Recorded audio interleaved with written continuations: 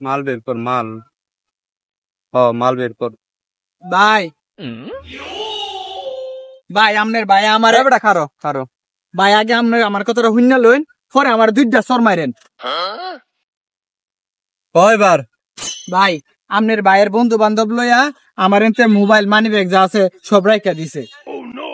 তোর কথা শেষ হয়েছে হ